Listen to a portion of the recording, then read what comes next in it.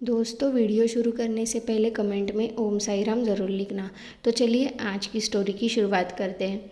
एक बार एक व्यक्ति अपने काम से लौटकर घर आया और साथ में पनीर लाया और अपनी पत्नी को कहा कि आज मेरे लिए बढ़िया सी पनीर की सब्ज़ी बनाना, क्योंकि मैंने आज बहुत काम किया है और मुझे बहुत ज़्यादा भूख लगी है, तो मेरे लिए कुछ अच्छा खाना बनाना। उसकी पत्नी कमरे से बाहर आई और पनीर लिया और कहा कि बिल्कुल, आप हाथ पैर धो दो, तैयार हो जाओ, तब तक मैं आपके लिए स्वादिष्ट सा खाना बनाती हूँ।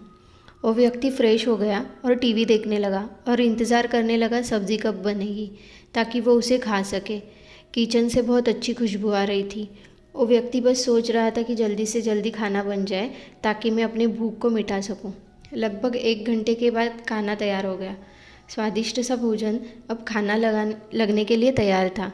उस व्यक्ति ने अपनी पत्नी से पूछा कि खाने में नींबू है कि नहीं है, क्योंकि मुझे पनीर की सब्ज़ी में नींबू डालकर खाना है। लेकिन पत्नी ने कहा कि नींबू तो ख़त्म हो गए, आपसे कहा था लेकिन आप भूल गए नींबू लाना। व्यक्ति ने अपनी पत्नी से कहा कि रुको रुको, अभी खाना मत परोसो, मैं जाके नींबू लेके आता हूँ। नींबू के बिना बिल्कुल भी खाने में मज़ा नहीं है, तो मैं नींबू लेकर आता हूँ।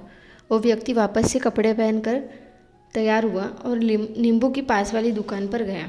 जब वहाँ पर देखा तो नींबू नहीं थे। उसका दिमाग क्रोध से भर गया। उसने सोचा कि यार, उसके पास नींबू नहीं है, चलो थोड़ी आगे वाली दुकान पर जाता हूँ और वहाँ से शायद नींबू मिल जाए। वो थोड़ा और आगे गया, लेकिन वहाँ पर भी नींबू नहीं मिले। अब उसने सोचा दूर की सब्ज़ी मंडी में चला जाता हूँ, वहाँ से नींबू लेकर आऊँगा, क्योंकि नींबू के बिना सब्ज़ी में मज़ा ही नहीं आएगा। करीबन आधे घंटे बाद वो करीब के सब्ज़ी मंडी में पहुंचा। वहाँ पर उसे नींबू मिल गया और वो बहुत खुश हुआ कि चलो नींबू मिल गया और अब मैं घर जाऊंगा और सब्ज़ी में नींबू डालकर अच्छे से सब्ज़ी खाऊंगा। अब वो खुशी खुशी नींबू लेकर घर आया और अपनी पत्नी से कहा कि जल्दी खाना गरम कर दो, रोटी गरम कर दो और नींबू काट के तैयार रख देना ताकि मैं अच्छे से खाना खा सकूं। अब थाली लग गई, सब्ज़ी परोसी गई और नींबू रखी गई। उसकी पत्नी सामने बैठी थी और वो व्यक्ति थोड़ी देर के लिए कुछ सोच में पड़ गया। उसके बाद उसने नींबू की प्लेट उठाई और दरवाजे से बाहर की ओर फेंक दी और ज़ोर ज़ोर से चिल्लाने लगा, मैं जीत गया, मैं जीत गया। पत्नी यह देखकर घबरा गई कि ये पागल तो नहीं हो गए, इन्होंने सारे के सारे नींबू दरवाजे से बाहर की ओर क्यों फेंक दिया। उसकी पत्नी ने उस व्यक्ति पर चिल्लाया और कहा कि आप पागल हो गए हो क्या? अभी तो इतनी देर तक नींबू चाहिए कर रहे थे, और अभी जब नींबू घर पर ले आए और खाने बैठ गए तो आपने इन नींबुओं को दरवाजे से बाहर फेंक दिया और अब चिल्ला रहे हो कि मैं जीत गया, मैं जीत गया। पत्नी ने पूछी, आप किस चीज़ में जीत गए, क्या हुआ? अब व्यक्ति खुशी खुशी बैठ गया और अपनी पत्नी से कहा, आप भी बैठो, इंतज़ार रखो, मैं बताता हूँ कि क्या हुआ। आज सुबह से मेरी जीत मुझे अपने बस में करने की कोशिश कर रही थी। जब मैंने बहुत काम कर लिया तब मुझे बहुत तेज़ भूख लगी। जब मैं घर पर आया तो तुमने बहुत ही स्वादिष्ट सब्ज़ी बनाई। उसकी खुशबू मेरे नाक में गई। फिर मेरी जीभ ने कहा कि इसे अब नींबू चाहिए। मैं पास वाली दुकान पर गया, लेकिन वहाँ नींबू नहीं मिला। थोड़ी दूर चला गया, वहाँ पर भी नहीं मिला, तो मुझे उसने और दूर लेकर गया और उसके वश में मैं आ गया और जैसे ही वह कहती रही वैसा मैं करता गया।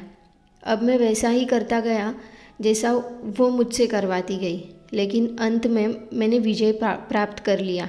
मैंने उसे उठाकर बाहर फेंक दिया और कह दिया कि तुम्हारा मुझ पर कंट्रोल नहीं है, बल्कि मेरा तुम पर कंट्रोल है, और मैं जीत गया।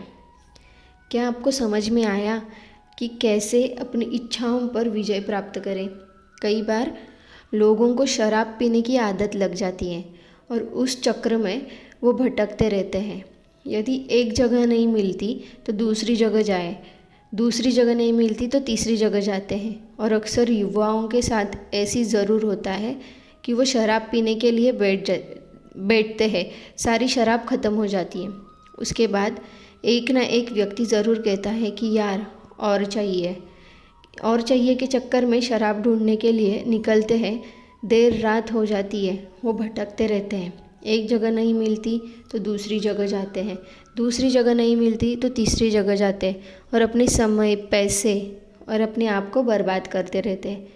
यदि आपने अपनी इंद्रियों पर विजय प्राप्त नहीं किया तो आप भी नींबू की खोज में सिर्फ भटकते ही रहेंगे और हमेशा परेशान रहेंगे।